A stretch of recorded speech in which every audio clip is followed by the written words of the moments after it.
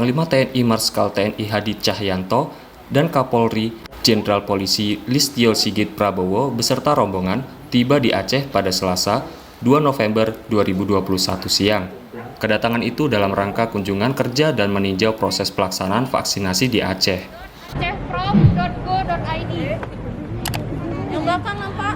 Tepat pada pukul 14.40 waktu Indonesia Barat, Panglima TNI Kapolri beserta rombongan lainnya tiba di Banda Aceh Convention Hall untuk meninjau langsung pelaksanaan vaksinasi.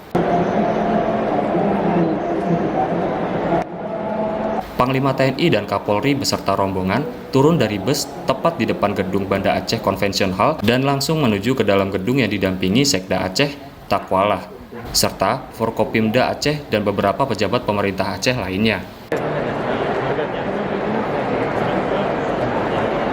Pelaksanaan vaksinasi di Convention Hall diikuti oleh berbagai kalangan peserta, mulai dari pelajar tingkat menengah pertama, pelajar tingkat menengah atas, instansi, lembaga pemerintah, serta masyarakat Aceh.